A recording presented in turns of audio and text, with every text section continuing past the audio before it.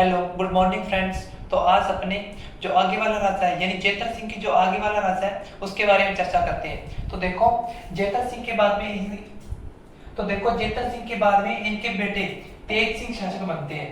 तो देखो इनका जो शासन काल है वो है 1250 या 52 से 1273 ईस्वी का।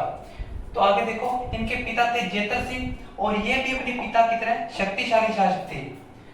अब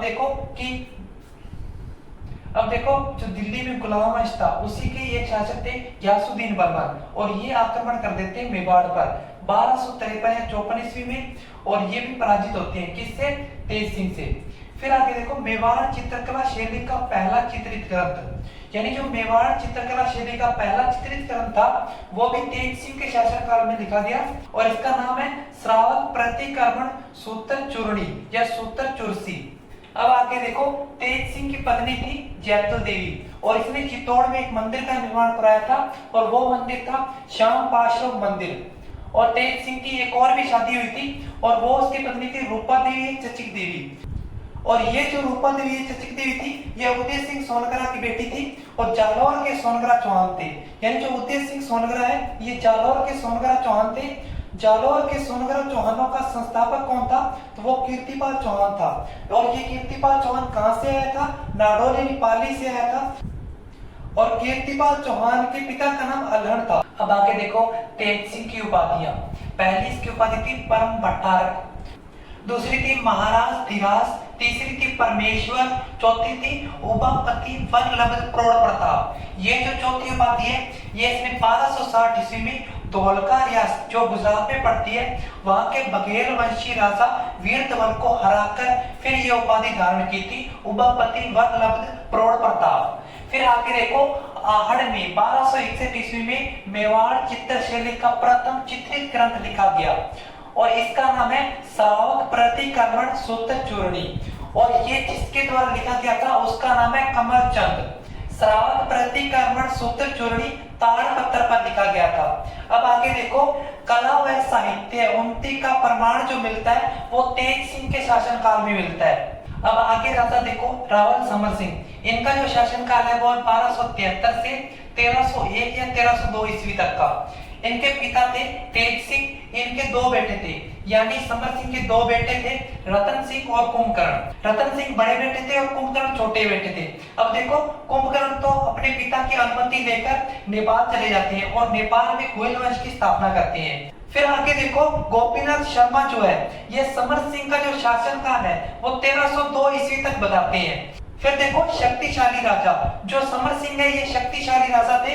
कुछ स्रोतों से जानकारी प्राप्त होती है समर सिंह के बारे में। तो देखो पहला स्रोत है कुंभलगढ़ प्रशस्ति, इसमें समर सिंह को शत्रुओं की शक्ति का अपहरणता बताया गया है यानी कि शत्रुओं की शक्ति का अपहरण करने वाला। अब दूसरा देखो चीरवा शिलालेख, इसमें समर सिंह को शत्रुओं का संहार करने में सिंह के समान बताया गया है यानी सिंह यानी शेर के समान बताया गया है। अब आगे देखो आबू शिलालेख, इसमें तुर्कों से गुजरात का उद्धारक यानी समर सिंह जो है वो तुर्कों से गुजरात का उद्धार करने वाला बताया गया है।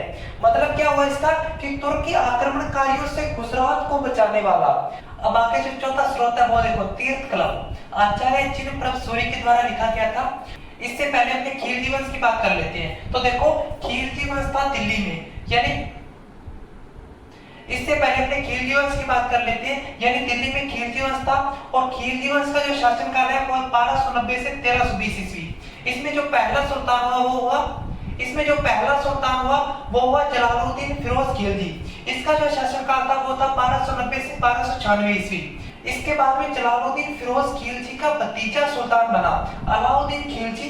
इसका जो शासनकाल है वो है 1296 से 1316 ईस्वी तक। अब देखो तीर्थ कलम में क्या लिखा गया है? तीर्थ कलम में लिखा गया कि अलाउद्दीन खिलजी की सेना अनूका खां के नेतृत्व में, ये जो अनूका खां है ये अलाउद्दीन खिलजी का भाई है, अनूका खां के नेतृत्व में गुजरात जा रही थी सन 1299 ईस्वी में। तो जब ये सेना मेवाड़ में इंटर करने लगी तो समर सिंह ने मेवाड़ के रास्ते से जाने के लिए कर लिया यानी अलाउद्दीन खिलजी से टैक्स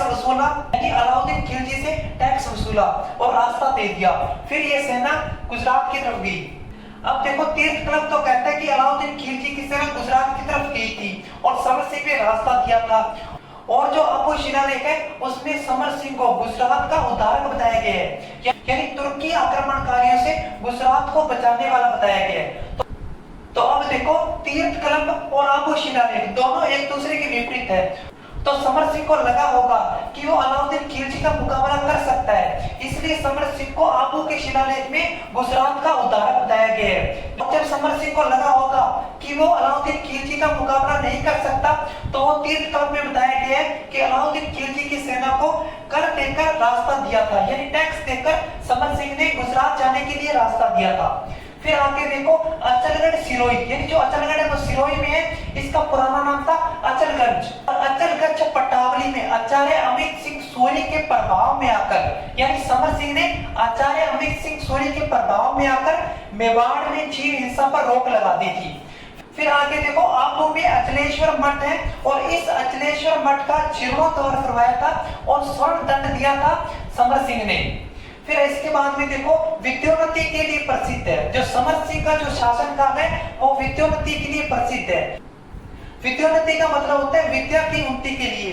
फिर आगे देखो 400 या 400 में अगर गोहिल वंश की नींव रखी थी तो वो भर्तहरि भट्ट ने रखी थी। और वागड़ प्रदेश जो कि बांसवाड़ा या डूंगरपुर है, उसमें अगर गोहिल वंश की किसी ने नींव रखी थी तो वो सामंत सिंह ने रखी थी 1178 ईस्वी में।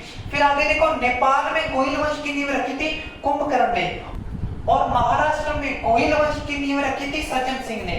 और इसी सज्जन सिंह के आगे पीढ़ी में छत्रपति शिवाजी महाराज होते हैं। तो आज हमने तेज सिंह राजा के बारे में बातें पढ़ी और समर सिंह के बारे में बातें पढ़ी। अब जो नेक्स्ट वीडियो है उसमें हम रावल रतन सिंह के बारे में बातें पढ़ेंगे, जो कि समर सिंह के बेटे थे। अब देखो कि रावल रतन सिंह जो है वो रावल शाखा के अंतिम राजा थे, यानी यहाँ पर रावल शाखा समाप्त हो जाती है, इसके बाद में सिसोदिया शाखा शुरू होती है।